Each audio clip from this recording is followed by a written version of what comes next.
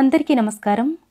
Regular ఇడ్లీలా కాకుండా ప్రత్యేక పద్ధతిలో చేసే కేరళలోని రామస్సేరి ప్రాంతంలో ఫేమస్ అయిన ఈ మెత్తని దూదిలాంటి ఇడ్లీ చేయడం కోసం ముందుగా గిన్నెలో అరకప్పు మినపప్పు, పావు స్పూను మెంతులు వేసి ఒకసారి కడిగి నీళ్లు పోసి 4-5 గంటల సేపు నానబెట్టుకోవాలి.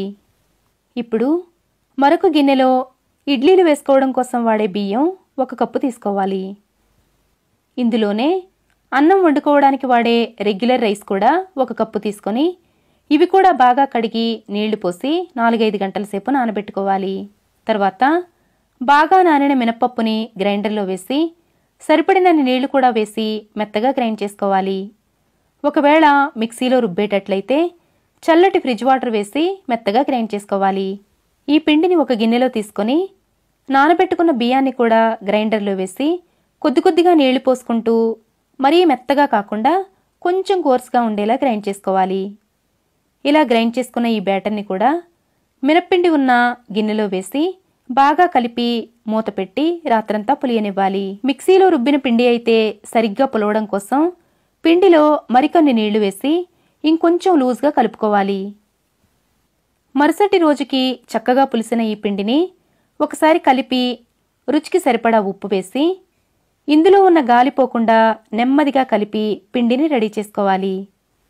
ఇప్పుడు ట్రెడిషనల్ పద్ధతిలో చేసే ఈ ఇడ్లీ కోసం ఒక కుండలో సరిపడినన్ని నీళ్లు పోసి పిండి జల్లించుకునే జల్లెడలోని పెద్ద హోల్స్ ఉండే జాలిని పెట్టి ఏదైనా కాటన్ బట్ట కప్పి దీని మీద ఇడ్లీ వేసుకోవాలి. అయితే ఈ ఇడ్లీ మనం రెగ్యులర్గా చేసుకునేలా లావుగా చిన్నగా ఉండకుండా చిన్న సైజు దోశలాగా వెడల్పుగా కొంచెం పల్చగా ఉంటాయి. ఇలా వేసుకున్న తర్వాత ఆవిరి బయటికి పోకుండా పైన ఏదైనా గిన్నె బోర్లించి మంట మీడియం ఫ్లేమ్లో ఉంచి 7 నుండి 8 నిమిషాల పాటు ఉడికించాలి. ఇలా మట్టి కుండలో నుండి వచ్చే ఆవిరి వల్ల ఈ ఇడ్లీకి ఒక మంచి ఫ్లేవర్ వస్తుంది. ఇడ్లీ ఉడికిందో లేదో ఒకసారి చెక్ చేసుకుని ప్లేట్లోకి తీసుకోవాలి. అలాగే మరో పద్ధతిలో ఇలాంటి రోటీలు కాల్చుకునే జాలి మీద కూడా ఇదే పద్ధతిలో చేసుకోవచ్చు. రామస్సేరి ప్రాంతంలో ట్రెడిషనల్ పద్ధతిలో చేసే ఈ ఇడ్లీ కుండకి సన్నని తాడుతో నెట్లాగా అల్లి దానిపైన బట్ట వేసి ఇడ్లీ వేస్తారు. అయితే అవి చేయడం కొంచెం కష్టం కాబట్టి ఇలా జాలి గాని జల్లెడ గాని వాడుకోవచ్చు. ఇలా రెడీ అయిన ఇడ్లీలని వేడివేడిగా ఇడ్లీ పొడిలో నెయ్యి వేసుకొని అలాగే నచ్చిన చట్నీతో సర్వ్ చేసుకోవచ్చు. ఇక్కడ సర్వ్ చేసిన ఇడ్లీ పొడి ఇంతకు ముందు వీడియో చేశాను. దాని లింక్ ఈ వీడియో చివరిలోనూ అలాగే డిస్క్రిప్షన్ బాక్స్లోనే ఇస్తాను, చెక్ చేయండి.